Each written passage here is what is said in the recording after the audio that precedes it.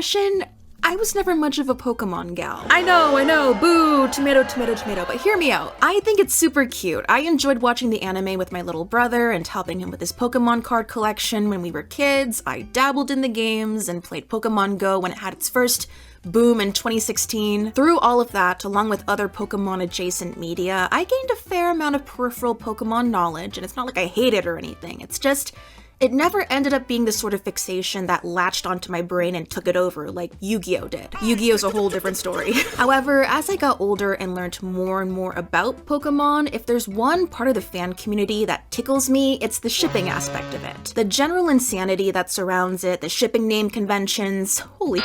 As someone who doesn't have much skin in the game here, I can't speak on the majority of Pokemon ships.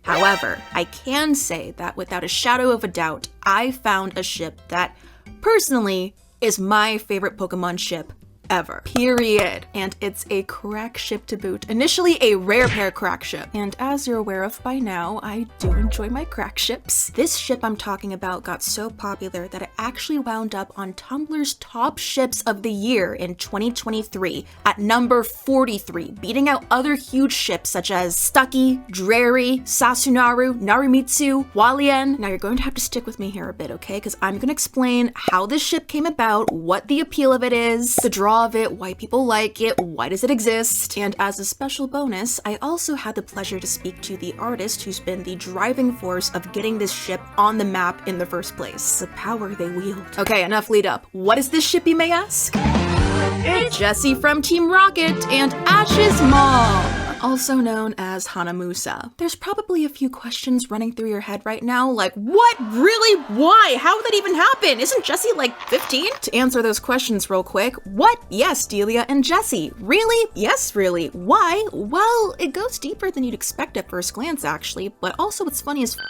how would it even happen? There's a lot of ways you could swing it, actually, and isn't Jessie like 15? Nope, she's canonically confirmed to be 25, and Delia is only 29 herself, if you believe it or not. This ship has got it all. It's got flavor. You can have it be sweet, spicy, wholesome, angsty, domestic, slice of lifey. It's got two very pretty ladies in a loving and supportive relationship who are also navigating the traumas of their past and growing together towards a brighter future. It's got Jessie and Ash moving forward in their relationship from enemies to begrudging stepson and stepdad for the sake of Delia. For f***ing sake, it's got MILF Hunter Jessie! What's the opposite of toxic Yuri? Is it just wholesome Yuri? Healing Yuri? Benevolent Yuri?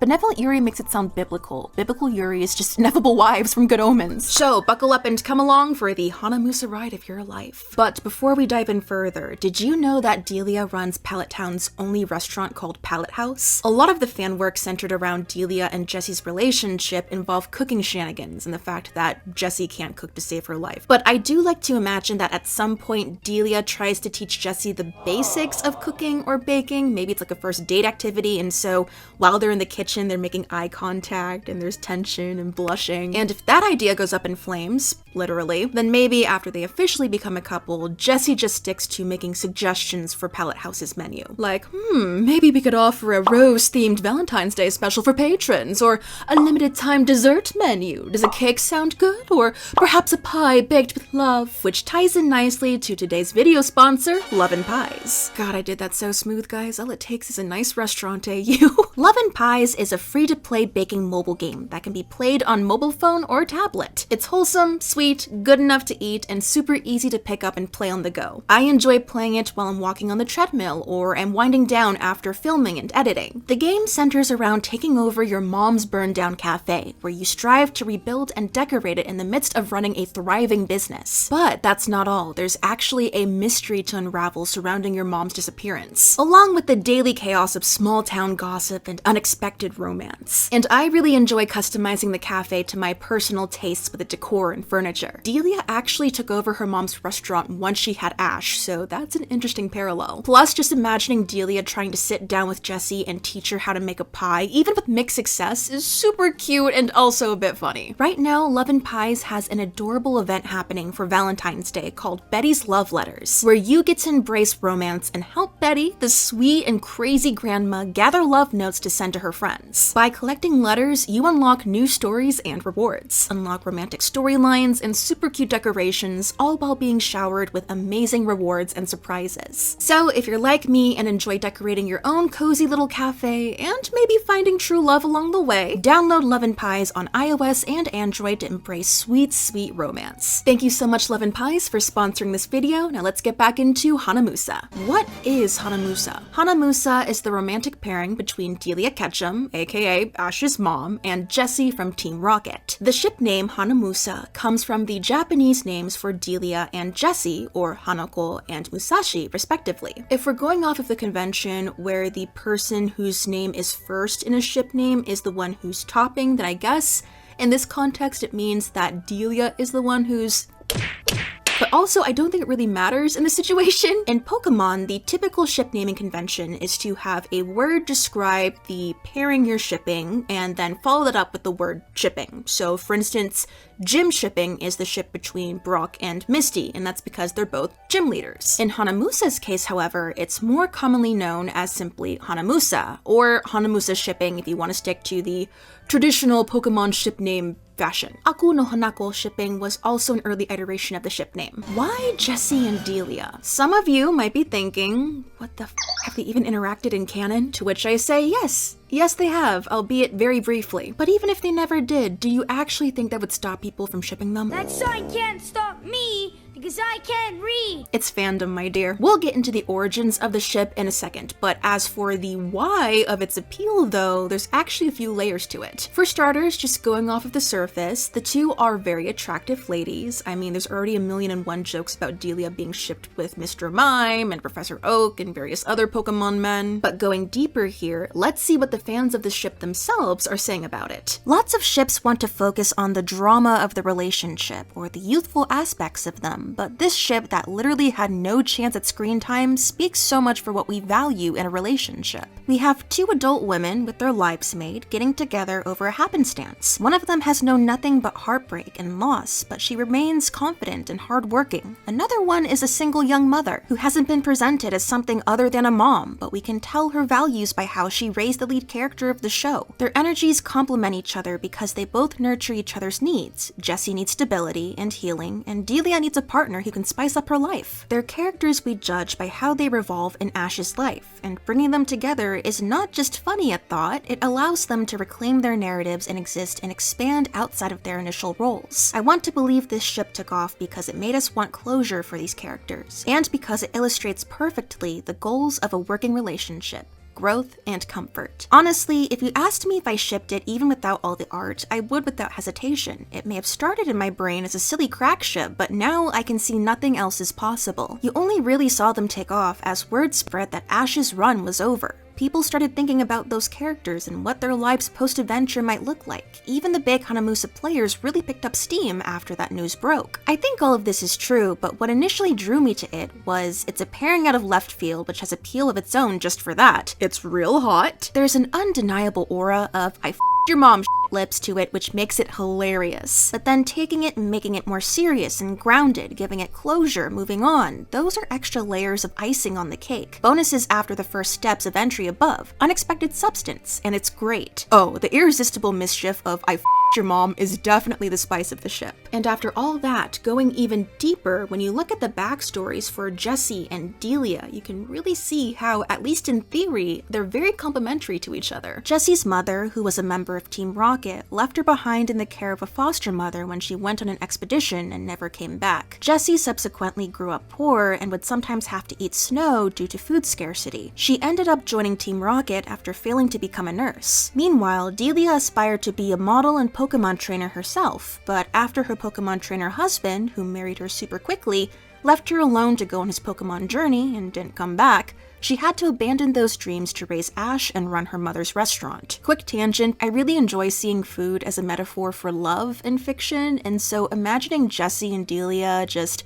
chowing down on some food together, Delia cooking for Jessie, and both of them eating well with one another is super heartwarming. As for me personally, all of this rings true, and I'm absolutely delighted by the notion of Ash having to come to terms with the fact that one of his longtime enemies is fraternizing with his own mother. Jessie! Are you my mom, Jessie? Jessie! What the And as an extra cherry on top of all this, I do want to mention that on Tumblr there was a non-canon gay poll, and it involved pitting Hanamusa against Narumitsu. The person running the poll was a big Ace Attorney fan, and they wanted Narumitsu to win. Hanamusa ended up picking up speed, and so it became this huge tiff of Narumitsu versus Hanamusa, and in the end, the poll got cancelled because I guess the poll runner didn't want Narumitsu to lose to a Pokemon crack ship, which is really funny and ironic when you think about it because the poll was for non-canon gay and Hanamusa is as far from canon as you can get. I don't know, I guess the poll runner was mad that Hanamusa would have taken the first round, and so they wanted to quit while they were ahead. At the end of the day, though, Hanamusa shippers and Narumitsu shippers came together and laughed at the whole situation, so good ending. How did this ship even happen? So, Hanamusa has actually had a fairly long history, albeit not necessarily in a strict shipping sense. There's been drawings of Delia and Jessie up to NSFW dalliances floating around online for decades, done by horny Pokemon fans who thought, hey, two pretty ladies equals smut? Pass. Smash. It's been thrown about jokingly as a crack ship here and there, and a few fanfics have been scattered about going over what would happen if the two would meet. But its recognition as a bona fide ship can thankfully be attributed to Tumblr user Musashi. The fact they were able to grab that username, by the way, is impressive. Musashi, a fanfic writer who's been described as Tumblr's very own CEO of Jessie, has actually been shipping Hanamusa on the down low since 2014. That is 10 years of Hanamusa. In 2017, some Team Rocket fans were joking on Tumblr that Jessie needs more female friends, and Delia Ketchum came up as a great potential option. And lo and behold, it turned out that a fanfic of that exact scenario of Delia and Jessie becoming friends already existed. I tried to find the fanfic, by the way, but unfortunately it's been lost to the sands of time online. Once this fanfic came to light, the brainworm started to take over, and Musashi decided to create an AU of how Delia and Jessie would meet and eventually fall in love in a grand, multi-chapter Pokemon fanfic that they began to work on. They would post about it on their blog, there were Hanamusa art requests, and this AU started to gain some fans. And then it grabbed the attention of the artist who would pull Hanamusa into the spotlight, Kiana Mai. Kiana, who currently works as a director and storyboard artist at Disney Television Animation, was already drawing incredible Team Rocket fanart on Tumblr at the time. And after falling down the Hanamusa shipping rabbit hole through Musashi's fanfic AU and art requests, went to town pumping out doodles inspired by Musashi's various headcanons. She would come to develop her own version of the Hanamusa AU and fleshed out the story over time through various vignettes taking place at different points of their relationship, from its budding and blooming stages all the way through their married life. Kiana has a whole Hanamusa master post that compiles her various comics, doodles, and drawings for the ship on her Team Rocket-centric Tumblr blog, Yamuji Boro. Hanamusa steadily began to pick up speed, and then 2023 was the year that Kiana decided to full send the ship, and that's when it just blasted off into space. It got sent into orbit across multiple social media platforms, which, as you can see, ended up getting a lot of people's attention. That, of course, led to other fan artists wanting to get in on the fun, and the combination of Kiana's art getting explosively popular thanks to her reach and influence, as well as other creators throwing their hats in the ring, exposed the pairing to the fandom masses and cemented Hanamusa in the top 50 ships on Tumblr in 2023. Kiana and I actually got into contact after my initial reaction to Hanamusa in the top 2023 Tumblr ships video got some attention, and she was kind enough to chat with me about how she started drawing art for Hanamusa, her favorite parts of the ship, why she enjoys the ship, as well as how she feels about its now well-known status and how people have responded to it. Please welcome Kiana Mai to the stage. Hi, I'm Kiana. I go by Kiana Mai pretty much everywhere. Like, storyboarding is mostly my background, and then I also do like a little bit of character design, like for freelance and all that kind of stuff. And then as for Pokemon, I'm a 90s kid. So like I've always like grown up with Pokemon pretty much, just like growing up with me in a way. But the funny thing is, for like a while, it was just kind of tangentially with Pokemon because my parents actually didn't let me get into it. They were very against it. They knew it'd take over your brain. Yeah. So the only time like I would actually be able to watch Pokemon or consume it was like with friends, if I would go to like their house and stuff. But it was really funny. I think it was maybe 2006 or something. I was like 9 years old. We were at a football game and my brother found a copy of Diamond and Pearl on the ground, and we were like, Mom and Dad, please, this is like $40, like please let us keep it. So they're like, okay, fine, but just this one game. But of course they couldn't stop us after that. Like that was just, it was all downhill from there. The floodgates opened. Exactly. Played that like crazy and then got into the cards. And then my brother was more into like the games, but I was definitely more drawn to like the anime and like the show. So I watched like a lot of the Diamond and Pearl series first, and then kind of like went back and watched everything from the beginning, like the original series and all that. And then just never stopped. Until this past year, because the show ended, which was crazy. I think peripherally, thinking back, Jessie was probably one of my first, like, girl crushes. Just, like, seeing her in passing, it was like, oh man, she's really pretty. Oh my god, for real. Probably my favorite character of all time, I think. Like, at this point, I think it's safe to say. Like, looking at her backstory, it's like, oh my god, she's been through a lot. Yeah. Like, when I got into the series, I was maybe, like, around 12, and that was, like, the first time I'd, like, watched anything and, like, researched, like, a character that I liked, and saw that they had, like, such an extensive backstory. I was like, oh my god, writing. That's crazy. Character development. It's so cool. That was like the first time I like really connected good storytelling and like, oh, tragic characters, and like you can like really bring characters to life like that. Like good for my writing and like storyboarding career in that way. It, like flip the switch in like that interest that I had, I think. Fandom applications to real life jobs. Love that. Exactly. I don't know, something about Delia and Jessie. I think it's, for me, it was the story potential for it. If you're gonna play it seriously, I feel like the only way you can is if Jessie's like leaving Team Rocket or like actively trying to change. And I like that character development. Yeah, like being with somebody who's like so kind and like forgiving, and like Jessie having to take the steps to learn how to change, but then with like the added like caveat of this very kind person being her nemesis's like mother, I think is really funny. So she has like a lot to prove. And then there's so many like different dynamics too, like outside of just like, oh, like Jessie and Delia's relationship. It's like, oh, well, Ash and Jessie obviously don't really like each other. Like, how do they grow to like each other so that like Delia's happy, so everybody's happy? And then like, oh, what does Delia think of like James and Meowth? Like, how does that relationship play out? It's just a lot of like fun little stories that I think you could piece together, and it's just like so many ideas that like it filled my like brain, which is like, oh my god, this could be like a 10 season anime in itself, which is really fun. I know you're probably gonna get this comment, just being like a teenager, which is like misinformation, and it like drives me crazy because I get that comment all the time. I'm like, people being like, isn't she 15? I'm like, no, she's been 25 forever.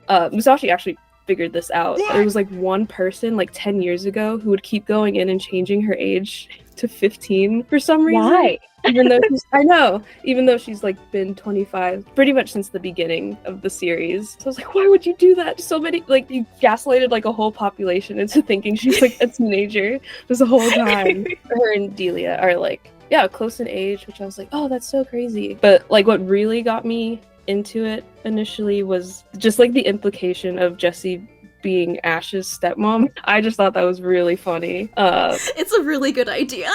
Yeah. So like a lot of my older art of them, like when I first started drawing them in like 2017 maybe, were more like silly kind of like, oh, Jessie and Ash like messing with each other like while they're all living in like the same space. Not necessarily like, oh, Jessie and Delia stuff. More like Ash and Jessie butting heads because they now have to deal with each other every day. Just the image of Jessie at the Ketchum breakfast table, like staring at Ash like across the way, like glaring at each other, is so good.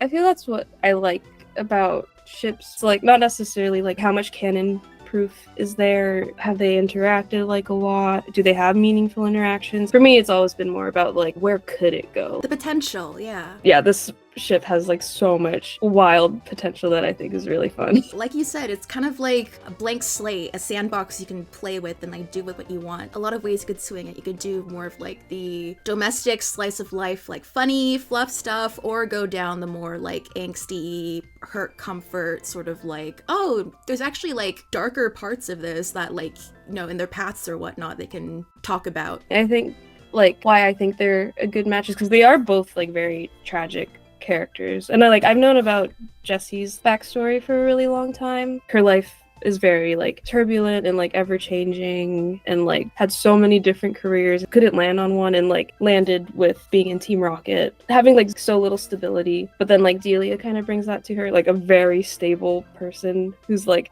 been in the same house for like who knows how long, and is like always there like when Ash comes back home. So it's like, oh, like they fulfill each other's needs. On Delia's end, like her like dad leaving her when she was a kid, like to go on a Pokemon journey, and then right after like her husband leaving on a Pokemon journey and never coming back, and then her son going on a journey. So I think like Jessie then brings that like loyalty and like partnership that like Delia has like wanted for a long time, but like is afraid of a little bit. The dynamics of that work really well, and I hadn't considered it before until like really looking into Delia's backstory, which is sad that it's like not really shown in the show at all. It's all in like Takeshi Shudo's novel that kind of like built on the anime, or was like released simultaneously with the anime like forever ago. She talks about how she'll never cry over a goodbye again just because of how so many like people have left her in her past, and you're just like, oh my god. No! And I didn't want to say it with like Jessie, but like mommy issues kind of question mark, so imprinting on Delia.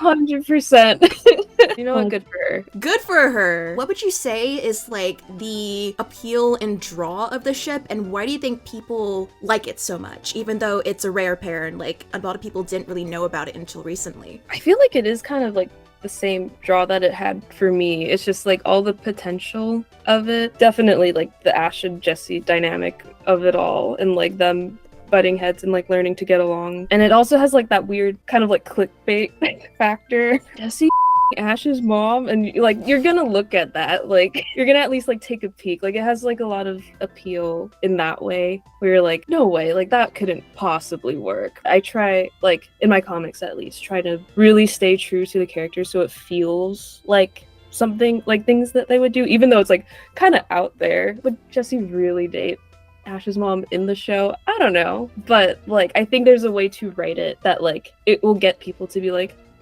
yeah, maybe. In alternate universe, maybe, yeah. Yeah, exactly. That's my goal, is to like make people like give it a shot at least, or like see a comic and be like, oh, I guess it could work. I owe it to my followers, I think, who are just like down with my bullshit.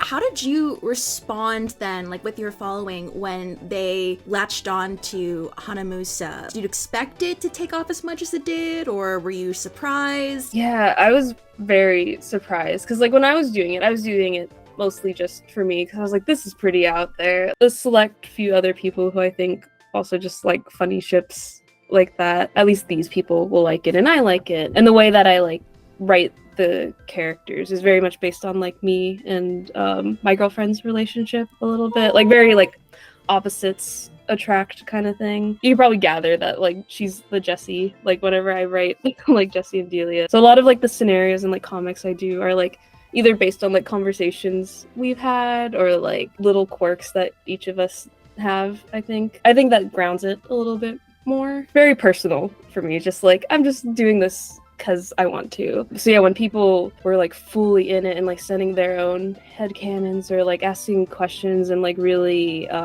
trying to engage with the ship, I was like, whoa, this is crazy. Like I did not think people would actually be into this, and that kind of like, it got more of my ideas going, just like from the questions that like my followers would send, like, oh, what do James and like Meowth do? Oh, what do Jessie and Delia do in this situation? It's like just like endless inspiration, because it like gets me thinking about like, oh, how would they like go about this? And like that's often where a lot of my comic ideas kind of come from. I am definitely nowadays like much more drawn to those like slice of life stories, or just like characters my age doing stuff that I do at my age, and like their relationships, people who are like my friends and stuff like that, because that's what it is. Like it is them just at the end of the day like at the Ketchum house just doing home stuff, domestic stuff. So it's like the most interactive I think it's ever been. Really cool to see and like watch grow. I have like a good amount of comics now. I was like looking at my master post, I was like, dang, I really just like blacked out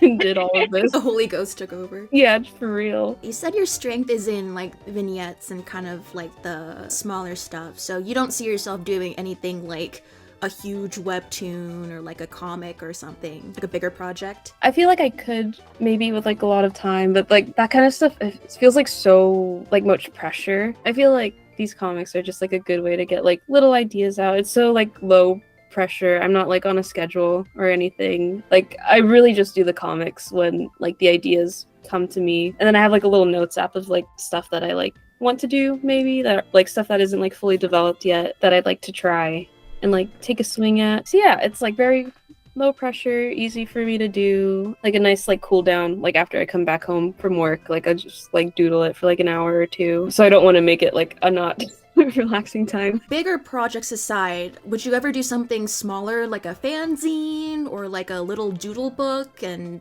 sell at a convention or something? I haven't done a lot of conventions, like gone to them, period, and I've never tabled before, but like you'd kill it. Oh my god, thank you.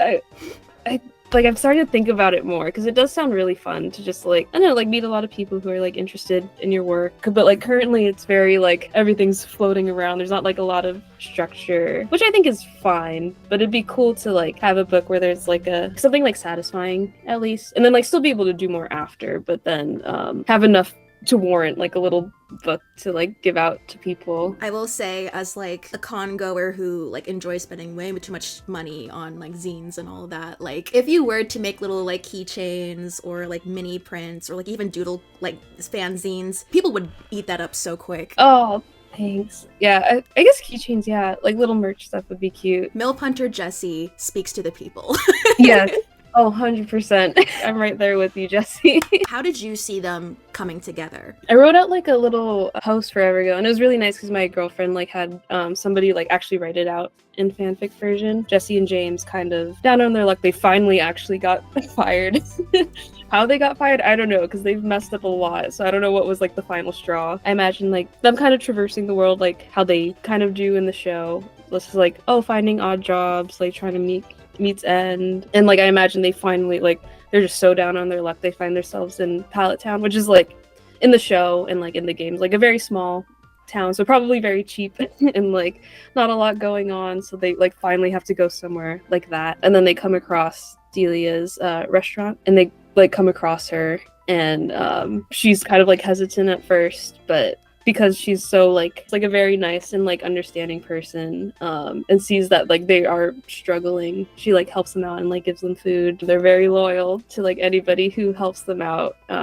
They offer to like help her out at the restaurant, and I think at that point she like sees that they're very genuine and sorry and like trying to change. So instead of letting them just like live on the streets like they usually do, she's like, oh, I have a big house, and like Ash isn't home anymore, so there's like room.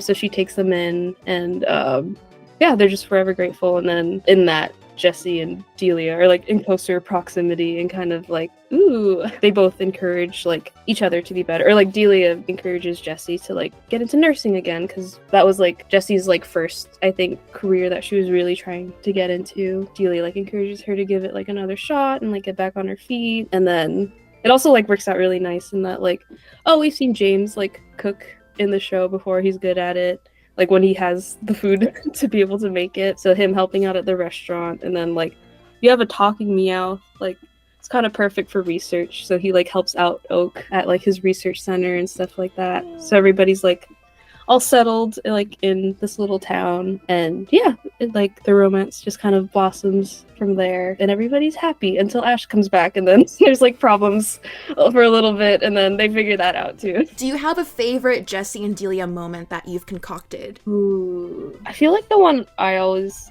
go back to is the Jessie's trying to convince Delia that she's Jesselina. Like Jesselina is like her idol persona that she is, and like I thought it'd be really funny if like Delia was a fan of Jesselina, but like could not for her life recognize that Jessie is her.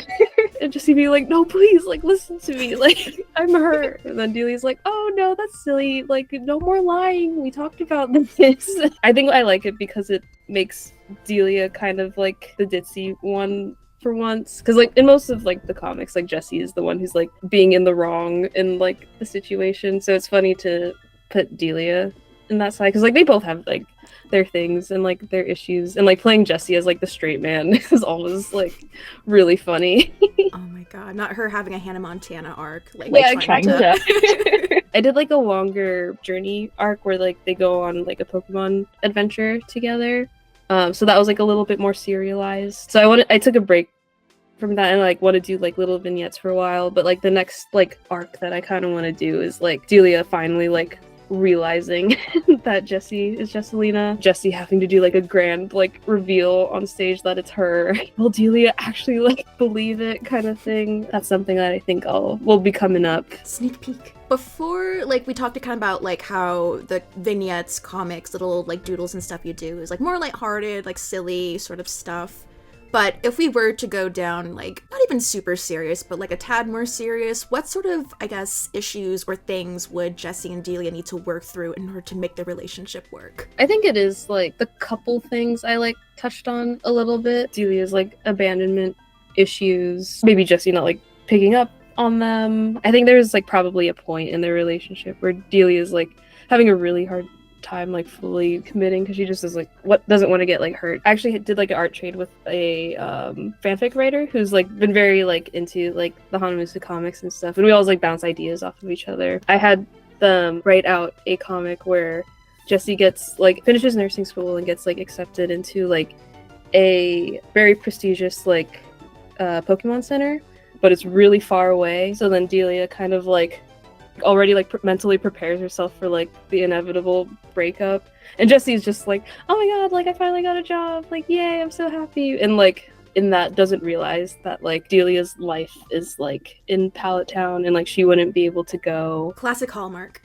Yeah, exactly. And Jessie trying to figure out a way to like stay with her and like make sure like Delia knows like, oh, she's in it for like the long run, she's not leaving her ever, and like would never do that to her. And then of course like the biggest issue is like with Ash like making sure that my son actually like is okay with this person being in like our home. I've tackled it again in like a very lighthearted way, but I think there probably in between that time was like a lot more conversations and like a lot of effort on like Jessie's part to have to like make sure she truly makes up to Ash, because like of all the like she's like put him through. Arguably he's put them through more but they were in the wrong. Yeah. But yeah, Jessie having to like make that effort and like overcome like her ego, because like that's her thing, is like her ego, and yeah, swallowing her pride to be able to be like, yes, I was wrong, I have to apologize to this kid who I don't really like. Yeah, they like overcome it. Like